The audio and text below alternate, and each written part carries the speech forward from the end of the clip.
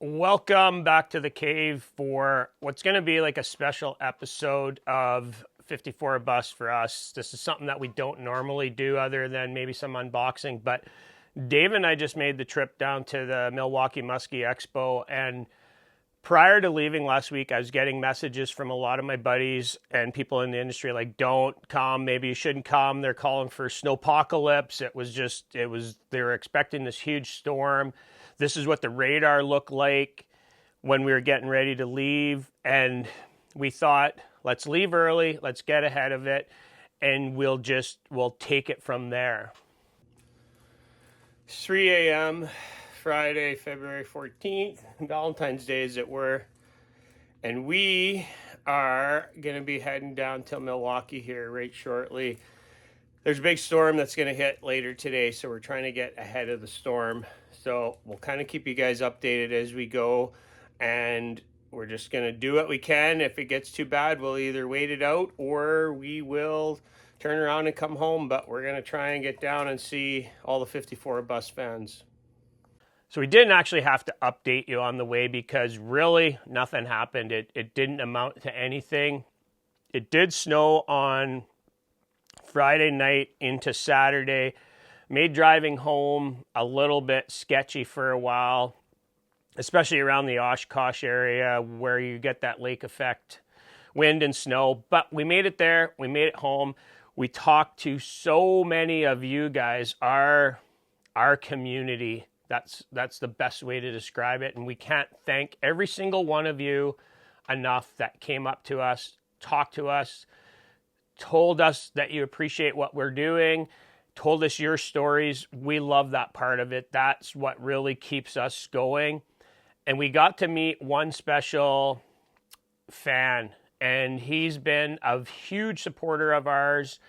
And Adam Armstrong's been somebody I've been in touch with. He's been a supporter of the channel. He really enjoys what we're doing. And we wanted to do something special for him because he goes over and above. And Dave and I made special t-shirts for the Milwaukee Musky Expo, similar to what we did last year at the Toronto Odyssey. And we made one for Adam with his name on it.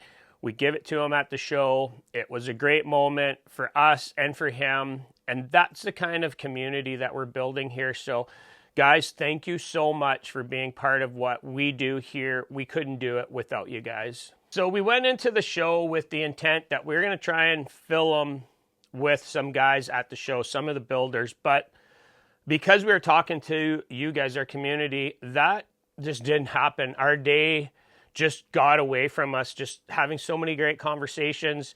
So in turn, we're going to sit down with a lot of these guys and builders and do a building confidence segment. We're going to do a podcast with them. We're going to do something fun where we can have a more in-depth conversation, because on the show floor, you get a couple minutes. I did sit down and talk to my good buddy Brian Skay from Angling Anarchy for something that I'm working on. Here's a quick clip of it right here.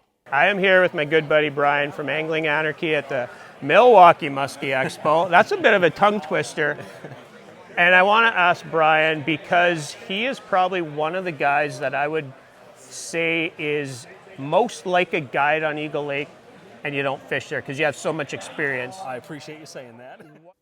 Outside of talking to Brian, we had so many great conversations with builders. We sat with Brad Rue for quite a while, talking with him and Brian Schaefer. We sat with Mark and the crew from Red October for quite a while, had some great conversations with them. Michael Suick. The list goes on and on and on, and sat with Matt at the Net Buddy for quite a while. But really, it was about seeing you guys, the community. And I wanted to kind of show you guys some of the stuff that we picked up. And we didn't really go there with the intent of buying a lot of baits or picking up a lot of baits. It was more to connect with you guys and connect with the builders. But we did get some stuff, and it's going to kind of be a preview of what we're going to be looking at in the next couple months as we sit down with some of these guys. And right off the get-go, we walked into the show floor, and Zach Baker essentially come running up to us. He's like, you guys got to get down here. And Zach give us a jointed crankbait, aluminum lip, and he was just awesome to sit and talk to. And Zach and Katia put on the New York Musky Expo, and it's somebody I've talked to only through Messenger, and we talked about getting a bait up in northwestern Ontario, and he's like, you guys need this jointed crankbait. He gave us a lot of really cool trolling tips, and I'm going to pick his brain a little bit more, and I'm going to have him on because I think he's certainly a legend in that eastern musky range, and his trolling game is like second to none. So he's the kind of guy we want to get a different perspective from. And from there, I'm not going to go in any order, just kind of as we go. As we were walking out Friday night, Bob Cox from B&N Customs come up to me, and he's like, you guys got to stop by on Saturday. He's like, my son painted up some lures in your silver jailbird, and he's like, I think you guys would really like them. So Bob gave me this one. This is a small little Twitch crankbait. Dave picked up a bigger one. Dave has it right now, and it's almost a suspending or very neutral crankbait that we should be able to cast and just let hang in that sweet spot. But I'm a sucker for silver jailbird, so we love this. I'm going to reach out to Bob. He might be somebody that we could have on in the future as well. But I just want to thank Bob for that. Really cool. That's the cool thing about going to these shows, is just seeing somebody that I otherwise had no connection with and building a little bit of a rapport with them through that. So that was really cool, just getting to see him. We talked to Babe Campbell, and Babe and I have been already talking about doing a building confidence segment, and we will do that pretty soon. But seeing his little mini rooster prop tail bait, it sounds so amazing in his video. We talked to him about it at the show. It was one that I wanted to pick up, and I did. Dave picked up a Twitch bait, and we're going to sit down and talk to him about this, show you guys these baits. That'll be coming up probably in the next couple weeks as of time of recording, so look for that one. So we ran into Cole from Zilla Baits, and he makes a bunch of really cool baits, but I think the one that's really caught the eye of the industry is this one. It's called the Gladiator, and it's exactly what it looks like. It's a hard-bodied bait based on a Bondi Royal Orba. Very similar. Unique that he's got a hook up top. I kind of questioned whether that was needed. He did say that a lot of them pick it up head hunting. That's not something we see typically on a Bondi Royal Orba, but I know the Minnesota guys, a lot of them are using it more of a dive, pull, pause style bait, so I can see that head hunting. Unique placement of the blades, and then this is a tail from a Mag Dog from Musky Innovations, so very easy to replace it, which is one of the knocks on the original Bondi Royal Orba. It's weighted in the bottom. It's quite a heavy bait, but this is one that definitely has some buzz going on in the industry, so we definitely had to pick up two of those, I think. I got one, Dave got one, so we're really looking forward to getting that in the water. We'll talk to Cole at some point. That's one of the guys I did want to talk to at the show, and time got away from us, so we just couldn't do as much as we wanted. When we were talking with Mark at Red October, this was one of the cool colors. This is our Bloody Jailbird custom pattern for this year, show color. Mark gave me, I think, half a dozen of these. There was a few left on the table, but he said for the most part, all his custom colors sell really well. So I just want to thank Mark for just being such a huge supporter of what we do. We love their bait. So many people ask me on the show floor, if you could take one bait home, what would it be? Dave and I looked at each other, and I'm like, this is going to sound like it's not true because we're sitting in the Red October booth, but I'm like, just take home a 10-inch Red October tube and you can't go wrong. They would ask Dave, and I knew exactly what he was going to say. He's like, just go get yourself like a 12-inch or a Franken Suick. It's going to cover all your bases. Yeah, bucktails work, but those are two baits that we just rely on so much. So yeah, I did pick up these ones from Mark. I picked up a couple replacement tubes. I actually picked up a bunch of the Ninja tubes because that's something I don't have a lot of in stock. And then I like this pattern, white with the silver tails on it. And then this blue with the silver tails. That looks very Cisco pattern to me. So I just picked up a couple replacement tubes, and then I got a bunch of rigs. So this is the deep rig for jigging, and we're going to modify these. We've been working on a project that we're not quite ready to show you guys yet, but we had some really good success last year, so we're kind of working on a few other things with Red October baits. So coming off the back of my video a week ago talking about the most underrated bucktails, I had to go talk to some of the guys about these smaller bucktails. So we went right to the Pandemonium booth, and Kevin and Scott are amazing. First time we got to meet them in person, absolutely great guys. They are two of the guys that we absolutely will have on because they're awesome to talk to. We want to get into it a little bit. They got so many cool things going on with their baits, but I talked about their Elite 8 on that video. So I had them build up this. I think this is like PB&J, so peanut butter and jam color with a blue anodized blade. Dave got one with a gold and white. Just a great little bait.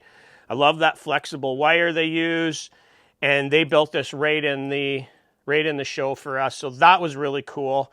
And then Scott and Kevin had sent me one of their Crystal series a year ago. I used it a little bit, but this is the Crystal 7, so a 7 fluted. And it's just a cool little bait, small profile, something that we can definitely use earlier in the season or situationally if we want to burn something over top of weeds, burn something over top of some shallow rocks or over top of some shallow sand. So I really like the size of this bait and the style of it. So this is something I think we're going to end up incorporating a lot more this year. So look forward to that and look forward to having those guys on. And one of the other guys I really went with the intent of meeting was Kyle from Huny Tales. And that was a great experience. We got to meet Kyle, and Clayton Spees was there. He just put out an awesome video of so many catches and follows using the Huny Tail Banger. Taylor Flannery was there. Great meeting those guys. And those guys are two of the guys that absolutely crushed on this bait last year. Kyle was great. He was one I wanted to talk to, but it's just too busy there. He's going to come on. We're going to go in depth with it. And this one here is one he called Crown Royal, and I asked him to put purple anodized blade on it. So he did, the little banger tail. This is a 9/8. And then I picked up another 9/8 in what most would just say it's your black perch pattern. Hard to go wrong with that up on Shield Lakes. And then this is the 7/8 banger in black and smoke, tied up here with a paper clip. But that color right there, that just looks like it's going to be an Eagle Lake custom all over it. That just looks perfect. So it was great meeting those guys, and I look forward to talking to Kyle. And Clayton and I talked. We're going to hook up with some stuff, over the next year or so. So looking forward to that as well. While we were talking smaller bucktails, I had a few of you guys mention to me that I got to try the new Single Girl Flash. So we went and talked to Brad Hoppy, and I was like, one of my clients had one with this raspberry pattern with like a silver or black in it. And he's like, oh, it's like a cranberry hollow. And then I think he called it like a motor oil pattern.